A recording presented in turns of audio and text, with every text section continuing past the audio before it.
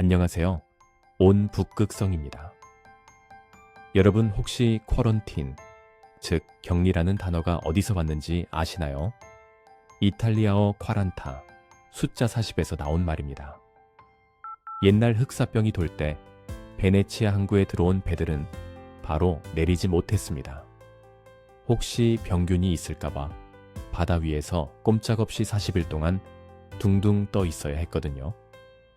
그 답답함, 그 막막함이 상상이 가시나요? 우리는 지난 3년 동안 이 21세기판 40일의 격리를 겪었습니다. 공항은 텅 비었고 가게 셔터는 내려갔고 우리는 마스크 뒤에 숨어 서로를 경계해야 했습니다. 많은 분이 저에게 말씀하셨습니다. 3년이나 멈춰 있었어요. 저는 너무 뒤처진 것 같아요. 하지만 오늘 저는 여러분께 역사가 숨겨놓은 놀라운 비밀 하나를 들려드리려 합니다. 우리가 멈춤이라고 불렀던 그 시간이 사실은 인류 역사상 가장 거대한 부의 이동과 천재들의 탄생이 일어난 시간이었다는 사실을 말이죠. 지금부터 들려드릴 이야기는 과거의 기록이 아닙니다. 바로 당신의 미래에 대한 예언입니다. 시계를 1347년으로 돌려보겠습니다. 죽음의 배가 유럽에 도착했습니다. 흑사병이었죠. 당시 유럽 인구의 3분의 1이 사라졌습니다. 지옥이 따로 없었죠. 그런데 눈물을 닦고 그 폐허 위를 자세히 들여다볼까요? 기이한 일이 벌어지고 있었습니다. 흑사병 이전까지 유럽은 땅을 가진 귀족이 왕이었습니다. 그런데 전염병은 신분을 가리지 않았습니다. 수많은 영주와 귀족들이 죽어나갔죠. 주인 잃은 땅과 돈이 시장에 쏟아져 나왔습니다. 기존의 질서가 와르르 무너진 그 혼란의 틈바구니에서 잽싸게 기회를 잡은 새로운 세력들이 등장합니다. 대표적인 사람들이 이탈리아 피렌체의 메디치 가문입니다. 원래는 평범한 상인이나 환전상에 불과했던 그들은 귀족들이 죽고 경제가 마비된 틈을 타 금융업을 장악합니다. 그렇게 모은 막대한 돈으로 무엇을 했을까요? 미켈란젤로, 레오나르도, 다빈치 같은 예술가들을 후원하기 시작했습니다.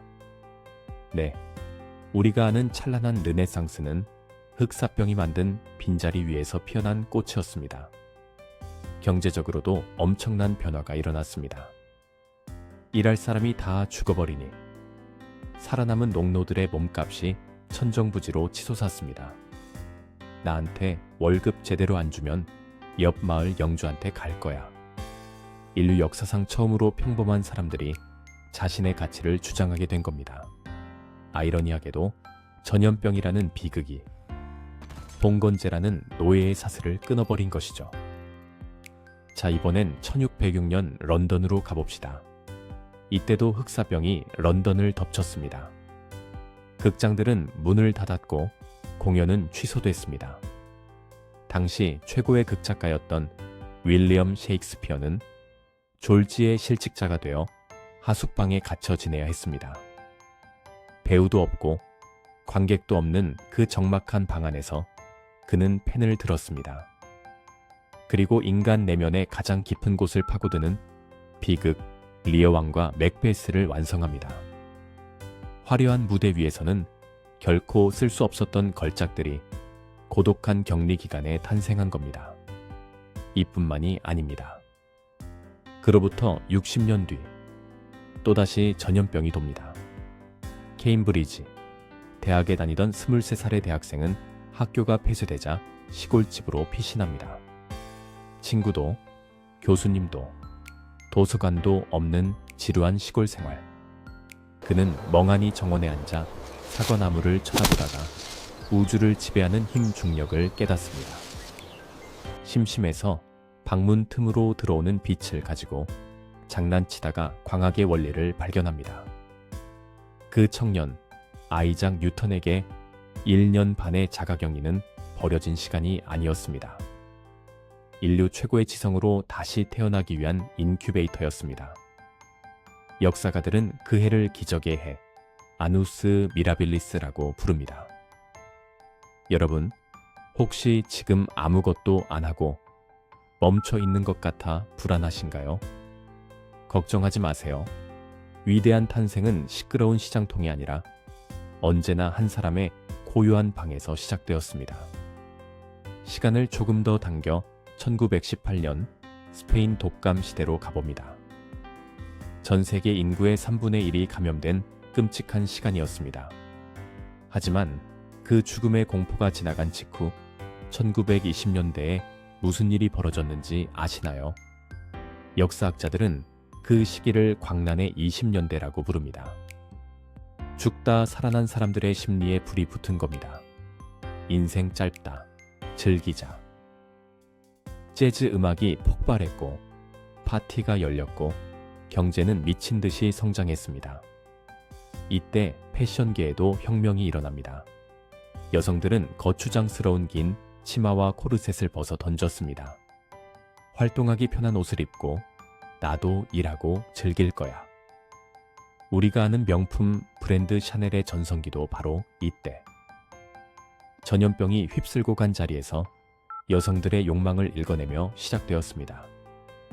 위기는 억눌린 스프링과 같습니다. 눌려있는 동안에는 멈춘 것 같지만 손을 떼는 순간 그 에너지는 하늘 높이 튀어오릅니다. 이제 우리의 이야기, 코로나19로 돌아와 봅시다. 우리는 지난 3년 강제로 집에 갇히면서 인류 역사상 가장 빠른 디지털 이민을 경험했습니다. 할머니들이 스마트폰으로 장을 보고 동네 가게들이 온라인 배달을 시작했습니다. 전문가들은 말합니다. 인류가 10년 걸려 이룰 디지털 혁신을 단 1년 만에 해치웠다. 네, 지금 물가가 오르고 경제가 휘청거리는 것 같아 무서우시죠? 하지만 역사의 눈으로 보세요. 이건 망해가는 징조가 아닙니다. 농업에서 공업으로, 공업에서 디지털로 거대한 시대의 판이 바뀌면서 생기는 성장통입니다. 이 혼란 속에서 누군가는 또다시 메디치 가문처럼 새로운 불을 거머쥘 것이고 누군가는 뉴턴처럼 세상을 바꿀 아이디어를 내놓을 것입니다. 그리고 저는 확신합니다. 그 주인공은 바로 이 혼란 속에서도 중심을 잃지 않고 깨어있는 당신이 될 것입니다. 사랑하는 여러분, 마지막으로 겨울산의 나무를 떠올려 보세요. 잎 하나 없이 앙상하게 차가운 바람을 맞으며 서 있는 그 나무. 사람들은 죽은 나무라고 말할지 모릅니다. 하지만 땅속 깊은 곳을 들여다보세요.